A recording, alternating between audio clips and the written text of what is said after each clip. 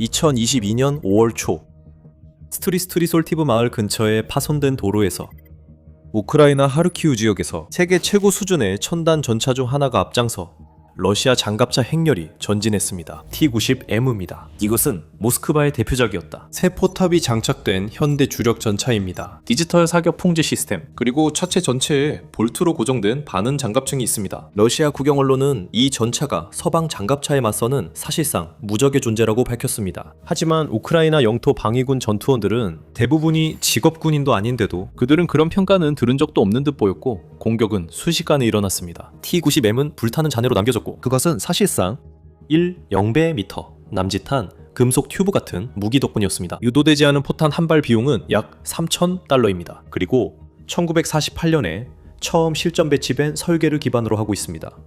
이것이 바로 스웨덴산 칼 구스타프 무반동 총입니다. 미국에서는 M3 다목적 대전차 대인 무기 시스템으로 알려져 있습니다. 또는 몰서라고도 불립니다. 80년 된 무반동포가 어떻게 러시아 최강 장갑 전력을 고철로 만들고 현대 전쟁 교리를 어떻게 변화시키고 있는지 알아보겠습니다. 이제 그 소총은 결정적인 사격이 이루어졌을 때 복잡하게 돌아가는 상황의 한 부분에 불과했습니다. 우크라이나 국방부가 X에 올린 게시물에 따르면 영토 방위군은 먼저 기관총 사격으로 전차를 호위하던 보병을 차단했습니다. 이후 RPG-7로 차량을 공격했습니다. 이로 인해 포탑이 고장난 듯 했습니다. 그제서야 칼 구스타프가 마무리를 지었습니다. 전문 분석가들은 결정적인 타격이 전차 내부에 탄약이 폭발한 것일 수 있다고 지적했습니다. 한 공개 출처 분석은 손상된 전차가 포획되는 것을 막기 위해 러시아군에 의해 마무리됐을 가능성도 제기했습니다. 어느 쪽이든 우크라이나인들은 결과에 충분히 만족해서 무기를 제공해준 스웨덴의 칼 16세 구스타프 국왕과 국민들에게 감사 인사를 전하는 글을 올렸습니다.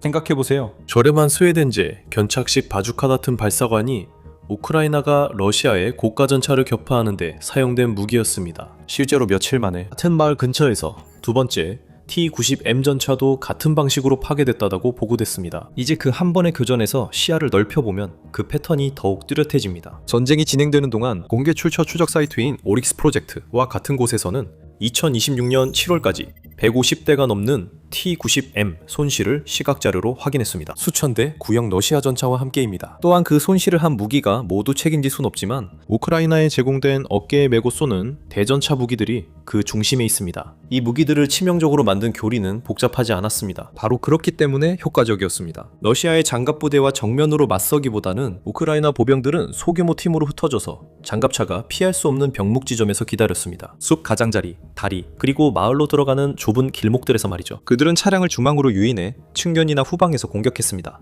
최신식 전차도 그곳에선 취약합니다. 반격 사격 포착 전 그 지역을 떠났습니다. 칼 구스타프는 바로 이런 전투를 위해 만들어졌습니다. 도로 위 전차는 혼자 있지 않기 때문입니다. 보병이 그 뒤에 숨기 때문입니다. 발사기는 고폭 대전차탄, 즉 히트탄을 차량에 발사합니다. 파편탄이 폭발하여 전차 뒤를 따라가던 병사들에게 파편이 튀게 됩니다. 한 가지 무기는 두 종류 표적을 몇 초 간격으로 공격합니다. 이 무기들의 실제 효과에 대한 출처는 다름 아닌 현장에 있는 우크라이나 군인들입니다. 이들은 우크라이나 군사 뉴스 매체와 인터뷰했습니다. 우크라이나 사수들은 5발만 챙겨 출격한다고 합니다. 4발은 보조병이 들고 1발은 포수가 듭니다. 그들은 5발이면 충분하다고 합니다. 이런 정확한 무기는 많은 탄약이 필요 없기 때문입니다. 딱 맞는 포탄과 발사할 때까지 기다릴 수 있는 인내심만 있으면 됩니다. 그들은 전투의 혼란 속에서는 광합 장비보다 단순한 기계식 장치를 선호한다고 말합니다. 왜냐하면 광합 장비는 0점 조정이 필요하고 그 0점 조정에는 그들에게 없는 시간이 들기 때문입니다. 그들은 2명이 함께 운용하는 방식을 얘기합니다. 한 병사가 발사관을 메고 다른 병사가 뒤에서 장전해야 한다고 합니다. 또한 발사 시 뒤 2m 이내에 아무도 있어선 안 된다는 규칙도 말합니다. 무반동포 뒤쪽에서 나오는 것이 사람을 죽일 수 있기 때문입니다. 우크라이나인들은 무게를 지나가듯 언급했지만 실제로는 처음 생각보다 훨씬 인상적입니다.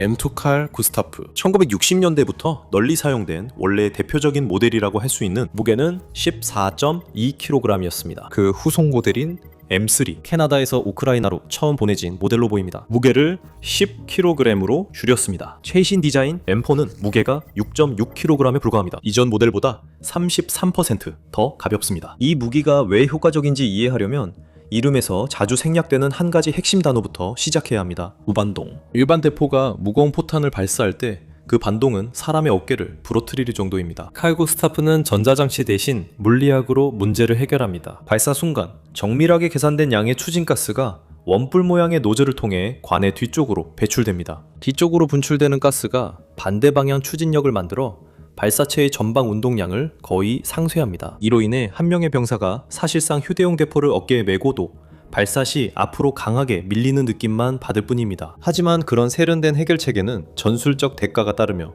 그 대가는 점점 더 중요해지고 있습니다. 후폭풍은 먼지, 불꽃, 과압력으로 격렬한 흔적을 남깁니다. 그리고 그것은 사수 뒤에 치명적인 위험구역을 만듭니다. 드론과 열화상 카메라로 점점 더 감시받는 전장에서 그 후폭풍은 사수 위치를 알리는 신호탄과 같습니다. 그래서 사수들은 발사 직후 바로 이동하도록 훈련받습니다. 무반동 원리가 이 무기를 가능하게 해주지만 동시에 이 무기로 살아남으려면 빠르게 움직여야 한다는 뜻이기도 합니다. 칼 구스타프를 동급의 다른 무기들과 차별화시키는 두 번째 설계 선택은 바로 총열 자체에 강선이 파여 있다는 점입니다. 이것은 총열에 나선형 홈이 있어 발사체가 튜브를 나올 때 회전하게 한다는 의미입니다. 이렇게 회전을 주면 던진 미식축구공이나 소총 탄환이 회전하면서 안정적으로 날아가는 것처럼 발사체도 비행 중에 안정화됩니다. 이것은 지난 세기 거의 모든 유사한 견착식 무기들과는 정반대의 방식입니다. 미국의 바주카, 독일의 판처슈렉 등도 포함됩니다. 널리 쓰인 소련의 RPG도 포함됩니다. 이 무기는 2022년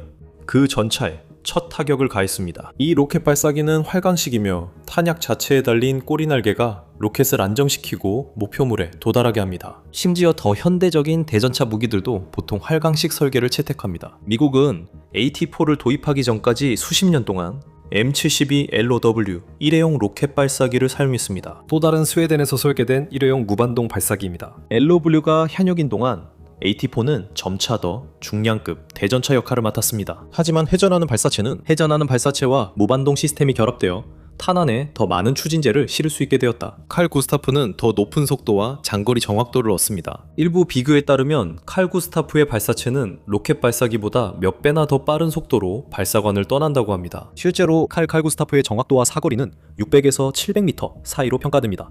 경험이 풍부한 사소라면 크고 움직이지 않는 표적에 대해서는 그보다 훨씬 더 먼 거리까지도 명중시킬 수 있습니다. 하지만 차이점은 여기서부터 본격적으로 커지기 시작하며 현대식 발사기는 일회용으로 자주 언급된다는 점을 알 수 있습니다. 이것은 우연이 아니라 가장 일반적인 대전차 설계는 장치를 소형화해서 보병 혼자서도 운용할 수 있도록 하기 위한 대가로 일회용 발사기를 필요로 했기 때문입니다. 이것은 소형 AT-4뿐만 아니라 영국 스웨덴제 엔노도 마찬가지였습니다. 이 무기도 전쟁 활약으로 존경받았습니다. 자벨린에 이르러서야 시스템이 부분적으로 재사용 가능해집니다. 자벨린은 공장에서 발사관 안에 장착된 일회용 미사일입니다. 그리고 전체 장치는 지휘 발사 장치, 즉 CLU에 장착됩니다. 이것이 사소가 직접 조작하는 장치입니다. CLU에는 표적을 조준하는 광학 장치와 유도 장치가 들어있으며 이후에는 제블린이 실제 표적 조준을 담당하고 사수는 진정한 발사 후 망각 방식으로 후퇴할 수 있게 해줍니다. 칼 구스타프는 매우 다른 방식으로 비슷한 전장 유연성을 달성합니다. 유도 미사일에 의존하는 대신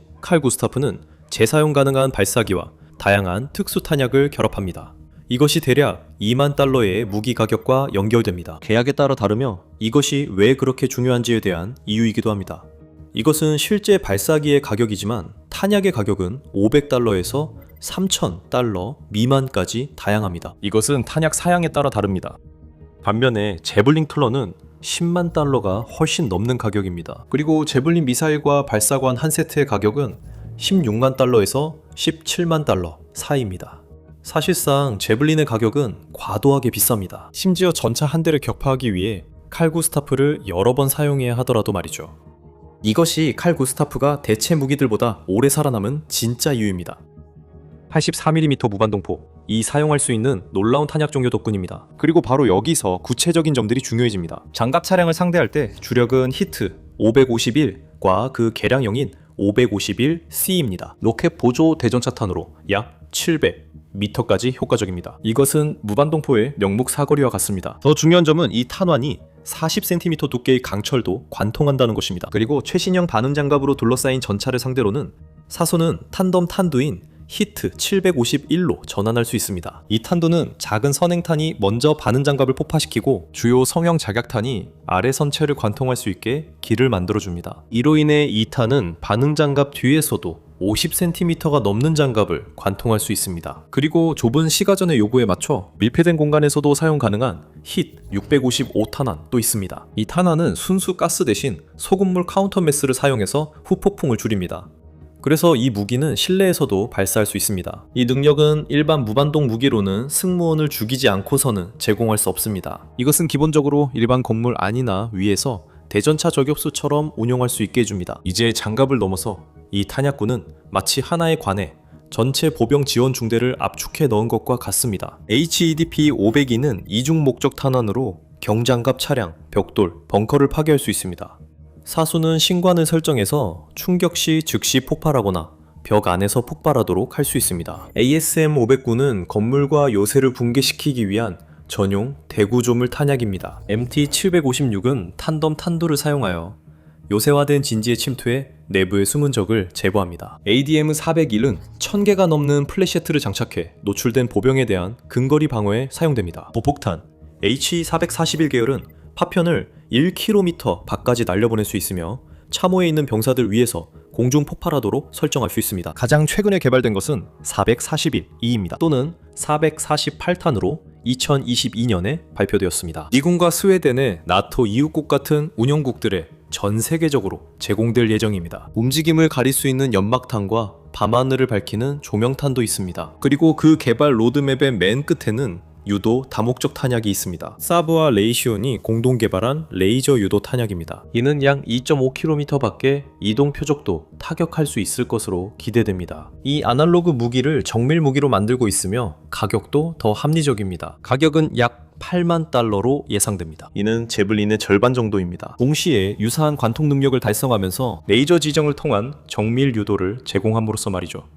그래서 제블린은 전차와 때때로 요새화된 진지도 파괴합니다. 칼 구스타프는 보병이 가진 만능 해답에 가장 가까운 무기입니다. 이제 스웨덴, 미국 또는 다른 주요 군사 강국의 무기 개발에 대해 더 알아보고 싶으시다면 밀리터리쇼를 꼭 구독해주세요. 저희는 다양한 무기와 이들이 우크라이나 등 실제 전투에서 어떻게 쓰이는지 다룹니다. 칼 구스타프로 다시 돌아가 보겠습니다.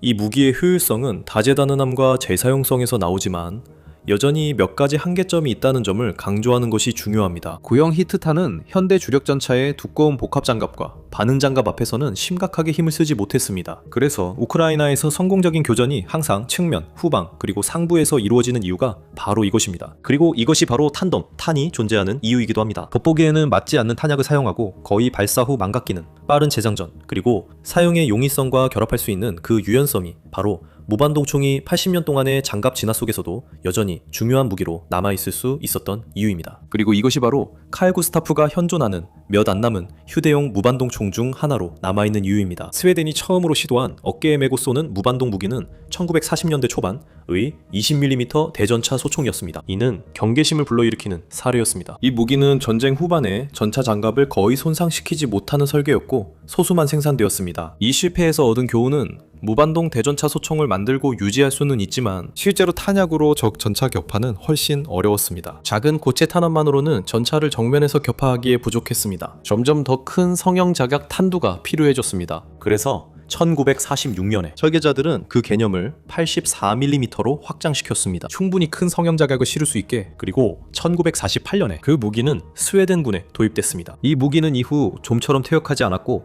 1960년대 초 콩고에서 스웨덴 유엔군과 처음 실전에 투입됐습니다. 1982년 포클랜드 전쟁에서 영국 해병대는 칼 구스타프로 아르헨티나 초계함 무력화에 기여했습니다. 미사일 발사대를 파괴했습니다. 1960년대의 M2는 1990년대의 M3로 대체되었습니다. 그리고 2014년에는 초경량 M4로 대체되었습니다. 무게를 줄이기 위해 티타늄 부품과 탄소 섬유 구조를 사용했습니다. 수천 발을 견디는 반면 M2 총열은 약 500발만 사용 가능합니다. 반면 M4 총열의 수명은 대략 1000발 정도였습니다. 이 무기가 현대 전투에 얼마나 널리 쓰이는지는 이를 사용하는 국가들의 방대한 목록이 잘 보여줍니다. 스웨덴의 국가 무기로 시작된 이 무기는 현재 40여 개국에서 다양한 형태로 사용되고 있습니다. 미국 자체가 스웨덴의 설계가 세계에서 가장 크고 저명한 무기 개발국에서조차 자국산 무기를 능가하게 된 사례 연구라고 할 수 있습니다. 미국 특수부대는 수십 년 전부터 재장전이 가능한 칼 구스타프를 받아들였습니다. 정규군은 2014년에 M3를 도입했습니다. 다음 해까지 모든 보병소대에 최소 한정씩 배치하는 것이 목표였습니다. 곧 더 가벼운 M4가 배치되었습니다. 우크라이나 전쟁으로 안정적이던 사업이 주문 쇄도로 바뀌었습니다. 폴란드는 2024년 사브와 역대 최대 지상전 계약을 맺었습니다. 약 12억 달러에 달하는 규모였습니다. 이 금액은 칼구스타프 소총, 탄약, 훈련에 쓰였고 일본과 리투아니아, 발트 3국도 뒤따랐습니다. 같은 해 사브는 인도의 전용 공장 건설을 시작했습니다. 스웨덴 외 지역 첫 완전 소유 생산 시설이었습니다. 탄약 생산 확대를 위한 조치입니다. 스웨덴은 우크라이나와 동맹국에 제공한 약 50만 발 탄약을 보충하려고 수억 달러를 써서 자국 기부분을 다시 채웠습니다. 80년 된 무기가 그 정도 규모로 소모된다는 건 그만큼 실제로 유용하다는 뜻입니다. 이제 목록의 비교적 최근 항목인 앞서 언급한 히히 448 탄약에 대해 이야기해보겠습니다. 그리고 FCD 558로 명명된 사격 통제 장치와 함께 사용됩니다. 이 탄약 자체로는 448은 고폭탄 탄환으로 미국에서 히 441E라는 다른 이름으로도 불리며 이는 이전에 히 41 대인탄보다 직접적으로 개선된 점을 시사합니다. 이 탄환은 약 4,000개의 텅스텐 탄자를 담아 더 촘촘하고 치명적인 파편 효과를 내며 방탄복을 착용한 적에게도 뛰어난 성능을 보입니다. 이 탄환은 발사기와 통신할 수 있다는 점이 다릅니다. 탄환이 장전되면 탄환과 그 주변의 튜브가 자체 추진제 온도를 보고합니다. 사수는 목표까지의 사거리를 입력한 후 직격 또는 공중 폭발 중 하나를 선택합니다. 그리고 작은 탄도 컴퓨터가 최적의 발사 해법을 계산합니다. 사브가 파이어볼트라고 부르는 데이터 프로토콜을 통해 신관과 통신합니다. 이렇게 연결되면 이 방법으로 탄환이 1.5km 이상 멀리 날아가고 참호나 벽 위에서 정확히 폭발할 수 있다고 합니다. 또는 기관총 진지 위에서 폭발해 엄폐물 뒤에 있는 적들에게 파편을 쏟아붓습니다. 따라서 칼구스타프에 대한 가장 오래된 불만은 여전히 단순한 발사관에 불과하다는 점이었습니다. 앞에 있는 건 뭐든 곧장 날아간다는 거였죠. 하지만 이제 그 문제는 기술적으로 해결됐습니다. 이런 참호 대응 능력은 2026년 우크라이나에서 이 무기가 어떻게 사용되고 있는지에 대한 몇 가지 흥미로운 이론으로 이어집니다. 우크라이나 보병이 직면한 가장 어려운 두 가지 문제는 참호선에 깊이 자리 잡은 적군과 탁 트인 지형을 가로질러 진격하는 장갑 차량입니다. 하지만 둘 다 프로그래밍식 공중폭발탄이 제압하도록 설계된 대상입니다. 대전차 고폭탄은 그들에게 낭비이고 직사사격은 사소가 오랫동안 노출된 조준선을 유지하게 만듭니다. 사소는 그 승부에서 질 수도 있습니다. 1km 이상 떨어진 곳에서 참호 위로 공중폭발이 일어나는 것은 근본적으로 다르고 더 안전한 방법입니다. 분산된 보병에 대해서는 포병 화력을 대신할 수 있습니다. 만약 그 무기가 이미 배치됐다면 HE-448과 그 사격 통제 장치는 우크라이나 분대에게 휴대 가능하고 정밀한 대보병 능력을 제공하여 단일 대전차 팀이 할 수 있는 일을 크게 바꿉니다. 이것은 무기 설계와 전투 양상의 결과물이며 누가 그것을 요청했는지에 대해 우리가 추측할 필요는 없습니다. 하지만 훨씬 더 은밀하고 잔인한 또 다른 가능한 해결책이 있습니다. 사브는 HE-448 개발을 긴밀한 고객 관계와 피드백을 바탕으로 이루어졌다고 설명했습니다. 그 표현은 자사자를 전반해서 반복됩니다. 그 주장에 대한 최초의 보도 자료는 2022년 5월에 나왔습니다. 그리고 스웨덴 군대는 2021년 12월에 그 탄약을 받기 시작했습니다. 이 시점으로는 그 탄약이 우크라이나 참호에서 개발됐다고 보기는 어렵습니다. 하지만 더 최근에 개발된 HE-758은 실제로 그 조건에 부합합니다. 2026년 5월에 발표된 히트-758 은탄덤 대전차탄입니다. 그리고 중요한 점은 이것이 히트-751의 후속 모델이라는 것입니다. 이 탄은 칼 구스타프가 러시아 T-90M을 격파한 공로로 인정받았습니다. 여기서부터 피드백 루프는 단순한 마케팅 용어가 아니라 실제로 추적 가능한 것이 됩니다. 우크라이나 승무원들은 이미 히트 751로 러시아 T-90의 효과를 보였습니다. 컨택트, 레리트, 반응 장갑이 장착된 상태에서 모스크바가 자국 최고 전차에 다는 방어 장비입니다. 사브는 그 결과를 바탕으로 러시아의 장갑 패키지 하나만이 아니라 모두를 관통할 수 있는 탄약을 찾기 시작했습니다. 하지만 수작업으로 반복하는 대신 사브의 엔지니어들은 5만 개의 전구체 설계에 머신러닝을 적용했습니다. 러시아의 모든 반응 장갑을 무력화할 수 있는 구성을 찾기 위해서였습니다. 그 결과는 빗점화 전구체였습니다. 반응 장갑을 폭발시키지 않고 벗겨내는 탄도였습니다. 주 장약이 최대 70cm의 장갑을 관통할 수 있도록 길을 열어주는 것이었죠. 참고로 초기 설계는 50cm를 관통할 수 있었습니다. 그리고 출시 보도에 따르면 사브는 우크라이나에서 칼구스타프의 초기 성능이 신형 탄약 개발에 적극적으로 반영되었다고 인정했습니다. 즉 그게 스웨덴의 개발 순환 방식입니다. 우크라이나 포수가 칼 구스타프 탄을 러시아 전차에 발사합니다. 그 전차와 살아남은 전차에 장착된 바늘 장갑이 데이터가 됩니다. 그 데이터는 스웨덴에서 시뮬레이션으로 바뀝니다. 한 발 더 물러서 보면 칼 구스타프는 큰 변화의 일부일 뿐입니다. 스웨덴은 이제 서방 세계가 더 이상 없어서는 안 될 무기 공급국 중 하나가 되었습니다. 오늘날 스웨덴은 전투기, 엔노, AT4, 대전차 무기 등 장비를 수출하고 있습니다. 칼 구스타프 또한 2026년부터는 하늘 감시 시스템도 수출할 계획입니다. 가장 최근의 발전은 2026년 7월에 있었습니다. 나토가 앙카라에서 열린 정상회담에서 냉전 시대의 AWACS 레이더기를 대체하기 위한 협상을 시작하겠다고 발표했을 때였습니다. 동맹의 노후 공중 감시 체계였고 선정된 시스템은 사브 글로벌아이였습니다. 비즈니스 제트를 기반으로 한 감시 항공기로 보잉 E7 웨지테일을 제치고 선정됐습니다. 최대 10대의 항공기를 대상으로 최대 45억 달러에 달하는 계약이었습니다. 11개 회원국이 지원했습니다.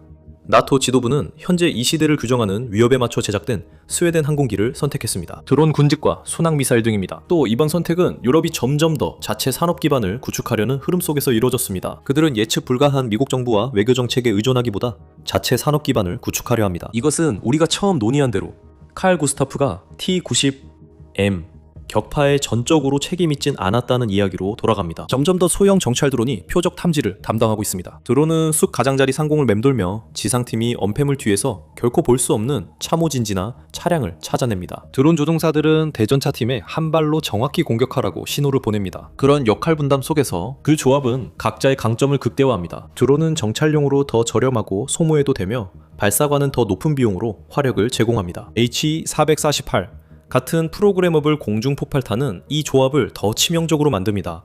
드론이 적 위치를 정확히 파악하고 사수가 포탄이 바로 위에서 폭발하도록 설정할 수 있기 때문입니다. 그래서 이 무기의 개념은 수십 년 전부터 있었지만 드론은 이 무기를 완전히 대체하는 게 아니라 오히려 수명을 연장시키고 있습니다.